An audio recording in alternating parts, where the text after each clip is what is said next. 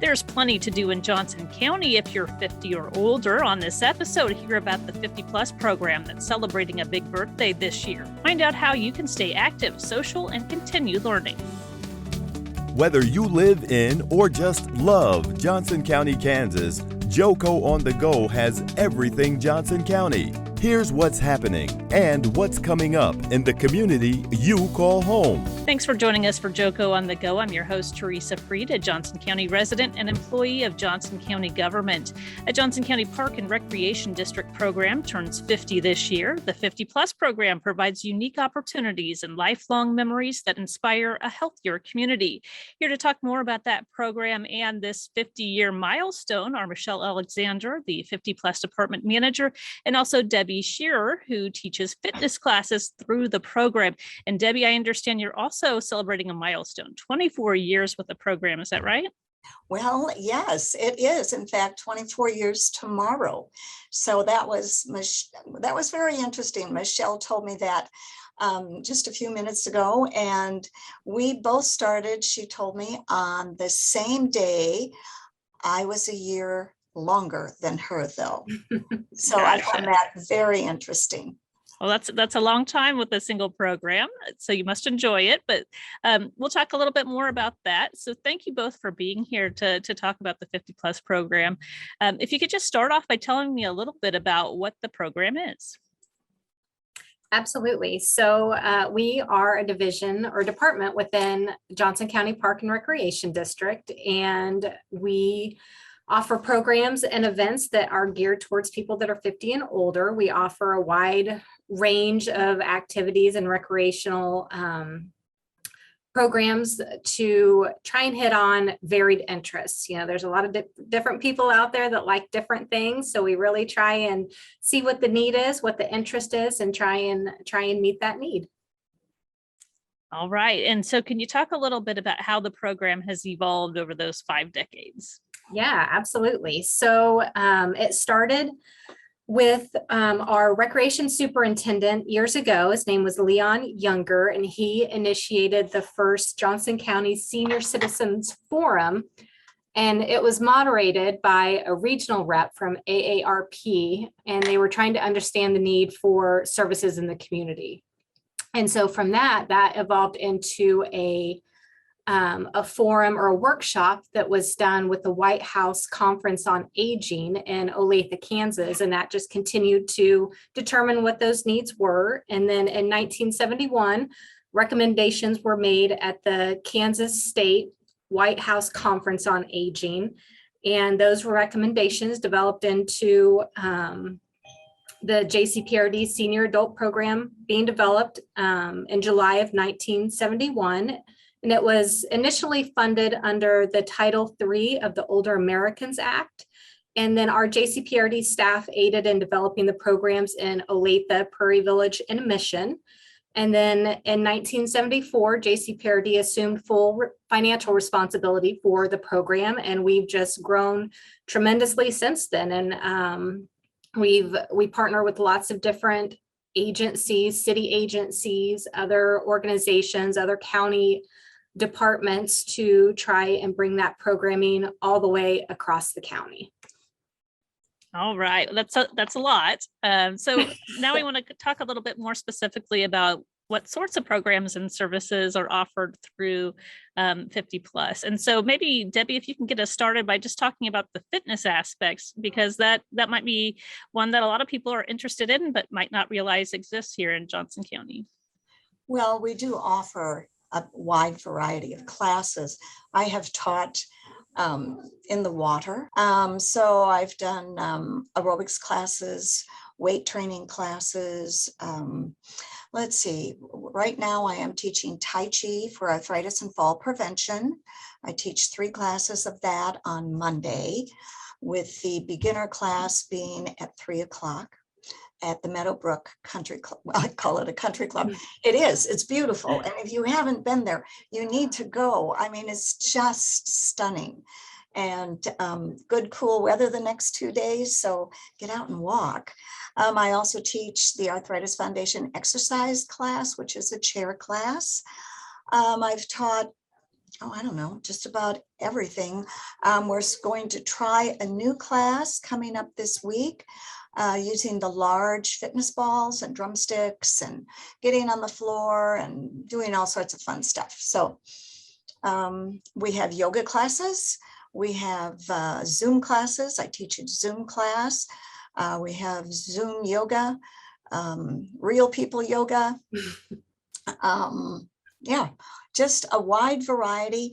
The age, you shouldn't be intimidated by the age because yes, 50 plus, but as long, I think, as the participant realizes that these classes are geared towards older people, if they're patient with that, then they wouldn't be denied entrance. It's not a set in stone rule. You have to show your age. No, it's nothing like that, but they have to be aware that we're going to move slower and we may not kick as high or, jump. So anyway, that's my story. Well, that certainly suits a large audience, I'm sure, of people. So can you tell me why for older adults it's so important to stay fit and pay attention to your physical well-being? Independence. You want to stay in your home as long as possible. So by keeping flexible, by keeping your strength, by working on your balance, these are the things that we offer in the Arthritis Foundation exercise class and the Tai Chi class. You have a better chance of being able to maintain your independence. So I think that says it all. Everybody wants to stay in their home. So the physical aspect is a really great part of this program, but also there's a lot of social interaction. So Michelle, can you talk about some of the other programs or other activities that allow for that? Absolutely. We offer card and game groups that are on a daily basis and a drop-in fee that people can participate in, from bridge to mahjong, cribbage, a game called hand and foot. So those are offered at a lot of different locations, and people just come and they play and they get to know new people, socialize with friends that they've met before. We also, our pickleball program has become a very social aspect as well and provides some great physical activity. So that's another opportunity. Art classes are really anything that we do, any of the programs that we offer just really focus on that social aspect of it, of connecting with other people in the community and your peers and learning new things. One of the things I like to get is your regular newsletter. So can you tell people how to get that? Because that outlines all those great activities. Absolutely. So they can subscribe to that e-newsletter. It's called Explore 50 Plus, and you can go to jcprd.com/e-newsletters, and you find the Explore 50 Plus. You click on that box, and then you're automatically subscribed to that e-newsletter, and we do it weekly. It comes out every Monday, and it lists all the upcoming things that we have going on. So it's really a great way to see, immediate, what's coming up in the immediate future. It links you directly to how you can register as well. So within that e-newsletter, it's just one click away. It takes you straight to our registration page and you can get signed up. Perfect. Another interesting feature of this program is the travel. Can you talk about that part of it and also how it's been impacted by the pandemic? Yeah, absolutely. So we do day trips right now, and they are extremely popular and have been successful. We've had 2 go out so far since we've resumed our day trip program. And people are wearing masks while they are on the motor coach. And that is something that we are requesting that everyone do. But beyond that, it just depends on the venues that we're visiting. Some of them require them, some of them don't. But we've had really good responses and people have really enjoyed them. We have resumed our extended travel as well just this month. We actually have a group in Mackinac Island right now. that is enjoying the Grand Hotel, and they were at Chicago recently, or just a few days ago. So that's going well.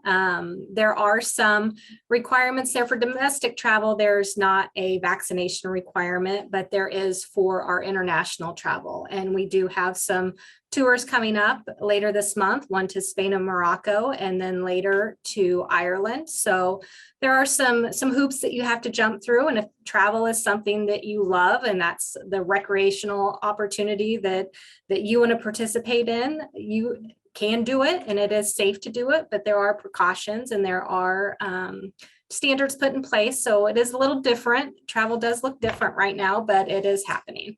All right. And so another thing that a lot of people look forward to is the annual Livewell Age Well event. And that is another thing that has adapted to the pandemic. And last year it was virtual, and it will be virtual again this year. But do you want to talk a little bit about what that event is and how people can participate? The 14th and the 15th, Tuesday and Wednesday, from 9 to 12:30. And we have educational sessions and speakers and activities planned throughout that time. But the event itself, some of the speakers that we have lined up, we have Brian Reif. He is a life coach consultant and is a professional speaker and has been all over giving some great motivational talks. So he's going to do that for us to start us off on Tuesday, and the title is Find Your Inner Sparkle of his presentation. But he's just a lot of fun, and we're really excited to have him kick off our event. We're gonna have a session on volunteering in Johnson County, which is going to have some representatives from our other Johnson County departments to talk about how you can get involved there. Meditation workshop. I've opened the box. Now what? That's also by Brian Reif. So just talking about some of those tech gadgets that you might get for Christmas, and what do I do with it? What is this good for? Some JCPRD tech tips and classes, and a wellness minute from one of our staff members that's going to talk about our silver sneakers and Renew Active options with our fitness rooms within Johnson County Park and Recreation District. And then on Wednesday, the 15th, we have herb gardens, an aging services panel, wellness with Lucinda, healthy body, healthy mind presentation through the Alzheimer's Foundation, and Empower PT is doing a presentation on exercise for 50 plus, myths and solutions. So we're really just thrilled that so many people have registered. We had 125 last year, and we were blown away by that. And I think we might double that number this year. And that's just so exciting that people are really grabbing on and seeing the virtual programming that we've been doing and enjoy it. Right. And so with that amount of response, I mean, that's very impressive, but you guys get a pretty hefty response to just the virtual programs and services that you offer on a regular basis too. Is that right? We do. Yeah, we've had great success with it. And we do free programs. We do paid programs. Like Debbie said, she does some of the Tai Chi for Arthritis classes virtually. We offer some yoga classes virtually, and we've done some day trips, some tours virtually, how to make macaroons, all kinds of things. Our staff is just really creative and really tries to find great speakers and topics and things of interest to let people do it from home. If that's whether it's because of the pandemic or they're a caregiver, there's all kinds of reasons out there that this virtual aspect has been really successful. That's great. And just to wrap up, final thoughts from both of you, maybe to sell the program a little bit. Why should people get involved in 50 plus? Well, coming from me, from an instructor, of course, would be to stay healthy and to stay independent. But also I've been here 24 years, and the staff has always, I've seen leaders come and go. When I started, Michelle was at Olathe. I think that was way back when. And you were with Joan Johnson. Yep. And so we have grown together. But all of the staff is so incredibly helpful. And they're good people. And it's a good place to be. It's a safe place to be. Our goal is to keep everyone healthy, to keep them strong mentally and physically, and to have a good time doing it. And I would totally agree with everything that you said, Debbie. And I think that's it. We do have a great staff that really care about what they do and the purpose that it serves in the community. And I think people see that, and that's why they keep coming back. That's why we've been successful for 50 years, and we expect to continue to be successful for another 50 years because we always put the focus on doing the best for the patrons and making sure that the product that we're putting out is really, really good and really well received. Well, it's definitely an asset here in Johnson County. Thank you both so much for being here and sharing this great information. Thank you, Teresa. Thank you for having us. And thanks for listening. You just heard JoCo on the Go. Join us next time for more Everything Johnson County. Have a topic you want to discuss? We want to hear from you. Follow us on Facebook and Twitter at JoCoGov. For more on this podcast, visit jocogov.org/podcast.